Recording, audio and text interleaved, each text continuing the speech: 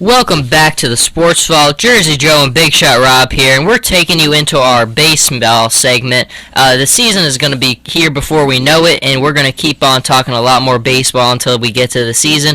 But the first thing is, anyone who listens to the show regularly knows how big of an anti-steroid guy is. So I almost lost my mind when I saw this story. And the big thing is Barry Bonds is back in baseball, and he will be a guest instructor for the San Francisco Giants. And oh boy, Barry Bonds, he's the guy I want around my team. Buster Posey said he wants to talk hitting with Bonds. Bruce Bochy said the players should feel comfortable approaching any instructor we have here. That's just all great, isn't it? Not even close. Bonds is a poison. If I was a manager, I wouldn't want this guy anywhere near my team. I wouldn't let him park his car in my parking lot. It's just mind-boggling to me how you would want this person around your team. This guy ruined the game of baseball. He's not alone, but he's one of the people who ruined the game of baseball. He cheated, he lied, he was just an embarrassment to the game on and off the field, and you want this guy around your players. Boggles my mind. I would never. And here's the thing I think about too is if Bonds can get back into baseball when he ruined the game and he lied about it so definitively, why can't Pete Rose get back into baseball?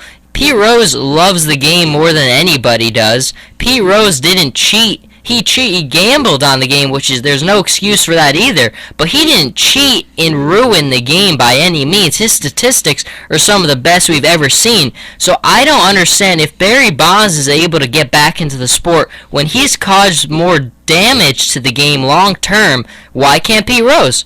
That's the way I see it. Barry Bonds should not be involved in the game in any aspect if Pete Rose can't. And I would like to hear a defense from somebody about that because I sure don't understand. And it just really bothers me that this isn't really being talked about in the media because I think Barry Bonds, Mark McGwire, all those guys, they've caused irreparable harm to the game long term. You have to throw all the statistics out, the championships, everything. They just don't mean anything anymore in baseball. It's such a great sport, but they've ruined it. They really have. When I watch baseball, it doesn't mean as much to me anymore because I just know that all the good stuff that the guys like Harmon Killebrew, Mickey Mantle did, it's just been devalued by these guys. The home run, I'm a huge stats guy, but the home run record, everything, all the stats in baseball, they've got to go out the window because these steroid guys like Barry Bonds have ruined the list. It all needs to be cleaned up, and I think it just shows such low integrity and respect for the game that you would bring a guy like this into your team to talk to your players. I mean, what's Buster Posey going to say? Hey, Barry, can you give me some tips? Sure, Buster, why don't you go and juice up? It really helped me be a better baseball player. I mean, it's just embarrassing to me. It really is. I've considered Bruce Bochy a pretty good manager, but I think that this is just such a bad move. There's no excuse for it. As you can tell by this little rant, it drives me crazy, the steroid thing in baseball.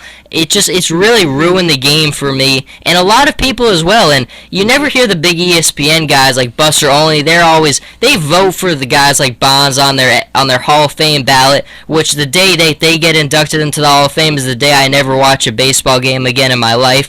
But I just think it's a terrible message to the game. The game's already damaged enough, and now you have this guy coming back into the game.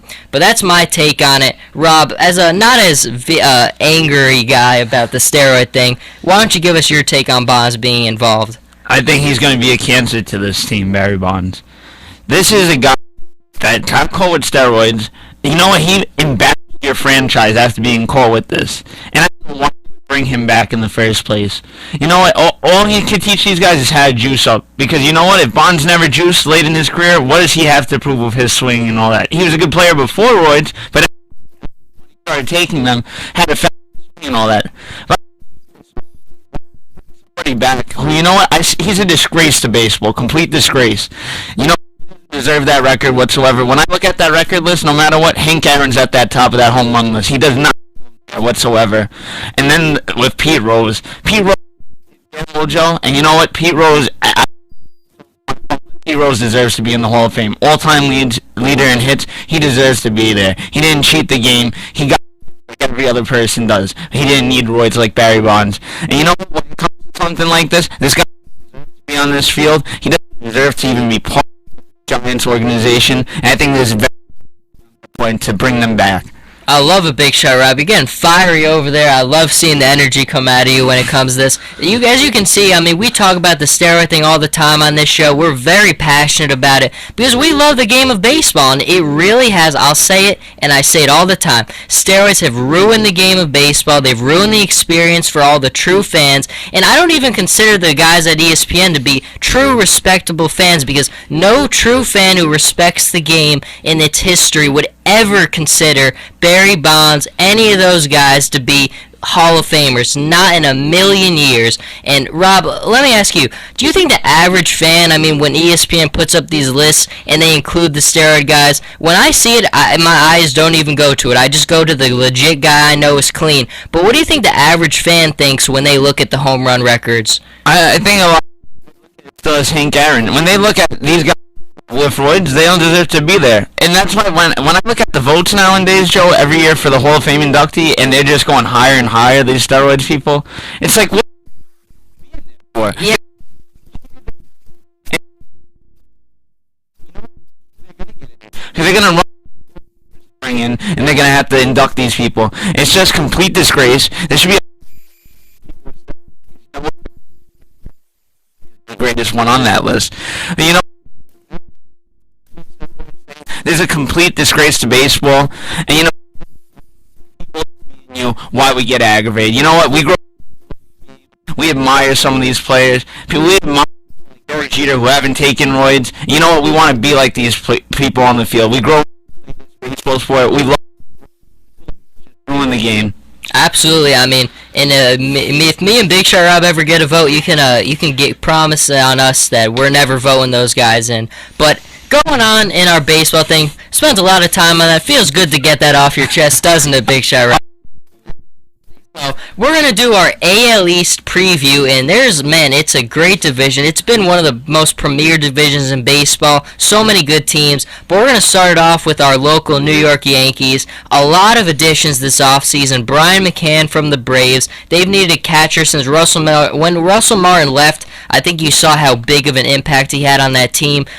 Brian McCann is one of the best catchers in the game. Love that pickup. Jacoby Ellsbury is coming over from the Red Sox. I'm not as sure on that one. I mean, he's got to prove to me that he can replicate the season he had a few years ago. Hasn't really come down to earth since that time. Tanaka is a wild card. I mean, you look at the stats from Japan and they're phenomenal, but you just don't know if it's going to translate to the MLB. But there is a lot of optimism around him, so we'll see. Also, Brian Roberts and Kelly Johnson. Brian Roberts has always been a great player, but he could never stay healthy. We'll see what happens there.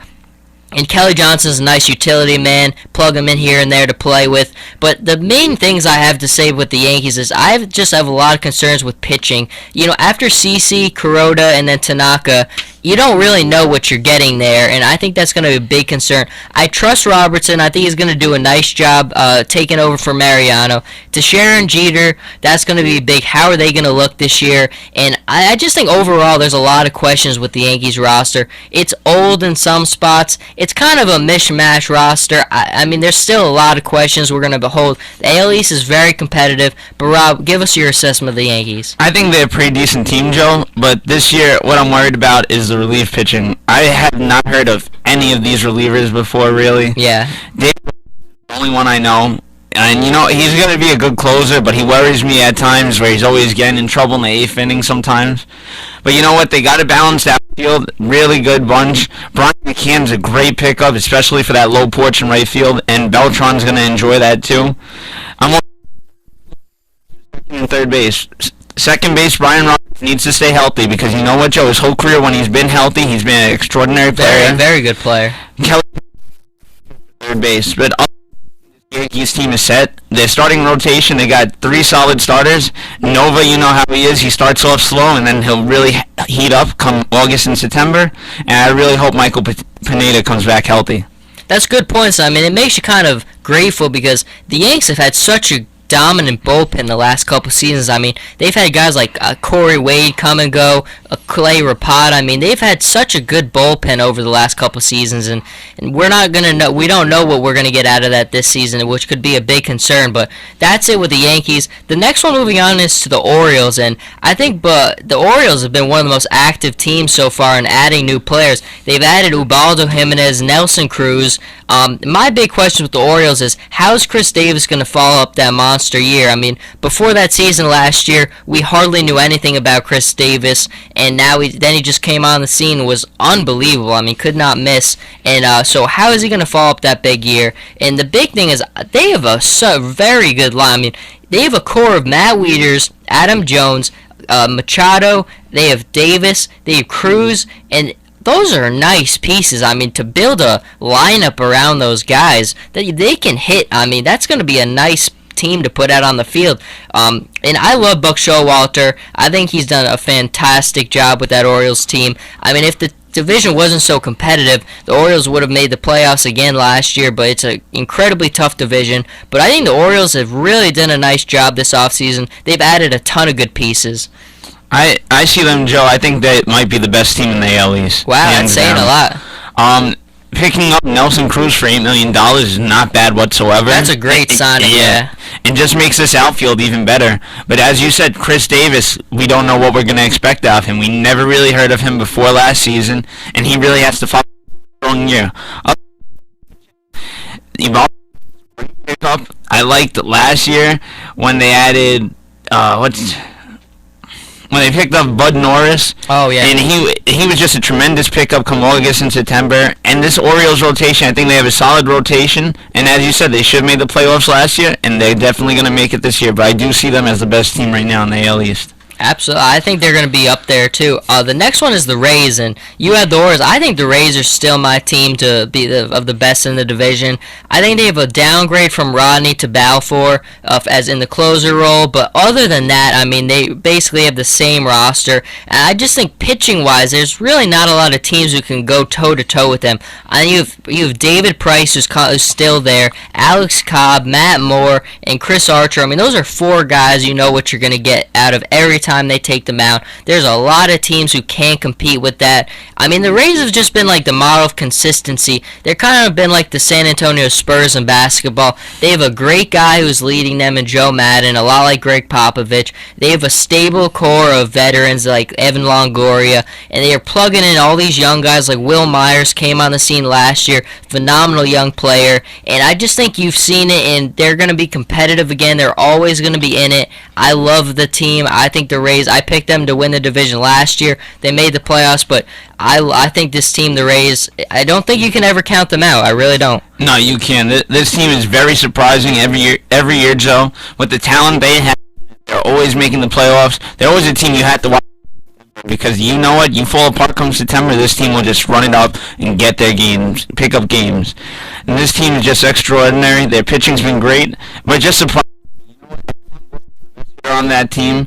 And some of the talent very low veterans sometimes, and just these veterans just amazes me with this kind of roster they have. It really is. I mean, everybody they pick up, it just seems it works out for them. And I mean, I think that shows the system and the culture they have down there. It's a winning baseball culture, and I think the Rays, that everything they do down there, it's just fantastic. Next, you have the Boston Red Sox.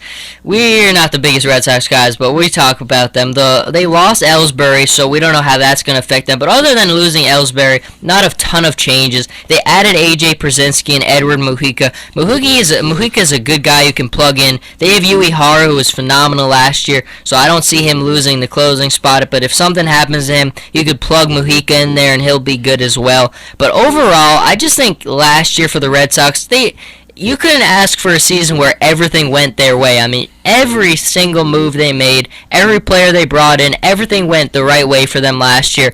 They won the World Series. They were the hottest team all year last year, and it carried over into the postseason, and they won it all. But the big thing for them is I just have a feeling that they're not going to be as good this year. The big thing is David Ortiz was a considerable amount of that offense last year. He's turning 38. He's getting older. I mean, you know, the steroids have helped him really prolong his career. They really have. I mean, the guy, when no one else on the Red Sox could hit in the postseason. This guy's hitting like 700, and he's 37 years old. It doesn't work like that. You don't get older and better. But if you're on the juice, it always works like that. So if David Ortiz is good again, that's going to be a big help. But I don't know. It's just the Red Sox, you can't count them out because they're the defending champions. But I don't know. Something tells me that they're just not going to have as good a year this year. Yeah, I agree with you. I think they're going to have a hard time making the playoffs this year. This year, with the loss of Ryan Dempster also, I can't believe he's taken off this year. Best outfielder that they had. But this team is very David Ortiz. Let's see what he can do now at 38 years old. The rest of his team batted 100. We've said it all the time. I mean, Colin Cowherd was the only one saying it, and we were echoing it. But everybody likes a little nice story with David Ortiz, but the truth behind it, you know what it is. You're just not going to say it. And the final team, which I think we both agree is probably the worst in the division, is the Toronto Blue Jays. It really, I mean, it's very surprising. They really added nobody to this roster. But I mean, last year was just all about injuries. The big thing for them is Edwin Encarnacion and Jose Bautista. They're going to have to carry the load on offense. Bautista's been dinged up here and there the last couple seasons. Encarnacion's really come on as one of the bright young stars in the MLB. This guy, I mean, he hits home runs like nobody. So those two guys are going to have to carry the load offensively. Dickey, Amaro, and Burley are the pitching pieces. Amaro was considerably out most of last year, and I liked Amaro. I have always liked him. I always thought he's been a really solid pitcher, but I just don't know what to make of it. It's a weird roster. It really is, and I just don't. I think the four teams we mentioned, the Yankees, the Orioles, the Rays, and the Red Sox, are considerably better than the Blue Jays are, and in a competitive division, they're better than some teams, but I just don't see. I still think they're the worst team in the AL East. Yeah, I totally agree with you on this one. That trade that they made with the Marlins to get Burley, to get Johnson, did not work out whatsoever for them. They also got Jose Reyes in that trade, and Jose Reyes, his whole career, always on the DL. This team, the only person they have is Encarnacion and Jose Bautista, like you said. Otherwise, he really doesn't have anything except. But this team is the lowest of lows in the AL East, and it just amazes me. My whole life I've seen AJ Burnett have great careers, and you wonder, like, how is this that this team has never won whatsoever? And you know, in the GM of not having the right pieces to win a championship, this team will never be good whatsoever. And this team, I playoffs. They got to go back to the Joe Carter days, for the days when Toronto was winning World Series and the titles. But I mean, yeah, I agree. I mean, I hate when teams bring back a recycle manager. If it didn't work the first time, why would it work the second time? It just same thing with Mike Brown and the Cavaliers. I just think that shows bad management from a perspective of owning. It's not going to work out, and I don't like when teams do that. So that's another one of my knocks on the Blue Jays. But that's going to do it. We're going to do a preview of each division as we get closer to the season. We kicked it off with the AL East. Who knows what we're going to do next week? The next thing is the Mike Trout deal. Now, Mike Trout, he signs a 1-year, $1 million contract. It's the largest pre-arbitration 1-year deal of all time. And if there's anybody who deserved to get the largest pre-arbitration deal of all time, I think it's Mike Trout, hands down. 22 years old. Let me give you stats. In only 2 seasons as a starting major leaguer, he's had a batting average in 2012 of 346, 49 stolen bases, 30 home runs, 83 RBIs. Then last year he had a 323 batting average, 33 steals, 27 home runs, and 97 RBIs. He's finished in second in MVP voting both seasons. I mean, he really might be one of the just most unbelievably talented prospects we've ever seen. And this deal sets up an extension that you'd have to expect he'll get the largest deal ever. I mean, I think that the way, if you sign him young like this, which is a better move than doing like what the Mariners did with Cano, where you sign him and he's going to be like 41 years old at the end of it. Sign him when he's young. Mike Trout, I think he's going to get the largest deal of all time. Oh, yeah, he definitely is. These stats are just amazing. And to come in second place behind Miguel Cabrera, that says a lot. Player. And you know what? I should have listened to my uncle. When my uncle first brought this up to me in fantasy baseball, this prospect, he told me the first day that he came up to the majors. And this guy extraordinary. He's going to get that paying him $30 million a year. And you know what? As I get older, I can't wait to see him to the end of his career. I think he's going to break a lot, and he might be one of the best baseball players of all time. He really could. I mean, to do what he's doing at this young age, it's just remarkable. I mean, Miguel Cabrera is an older guy, but he's been unbelievable. But to finish in second place, it's just been so good. I mean, watching him play, it's a lot of fun. The Angels are just a weird team. We've got to see if they can put together.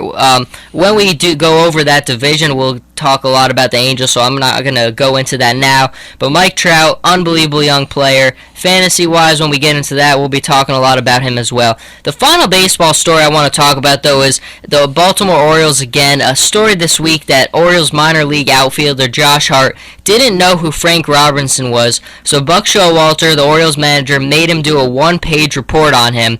And one thing I really like this story. Buck believes it's the player's duty is to know the history of their sports, and I love that. I mean, I pride myself on knowing sports history. Absolutely. I mean, you see the jersey I'm wearing now is the Kirk Gibson Detroit Tigers 1984 throwback jersey. There's not a lot of people walking around with that kind of stuff, and I just think anybody can tell you who Peyton Manning is and Tom Brady is, but it really shows you know your stuff when you could talk about a guy like Rick Barry, a guy like Alan I mean, I was in class the other day, and there was a piece of trivia from a teacher, Alan Page, and when I answered that, he kind of jumped back. He said he's never had a student who knew who Alan Page was, and I think it just shows, I mean, especially in this industry, you've got to know the past, the history of sports, because the past tells you a lot about the future, and you need to know the old stuff, and it's just great stuff. It really is. I mean, you gain such a profound respect,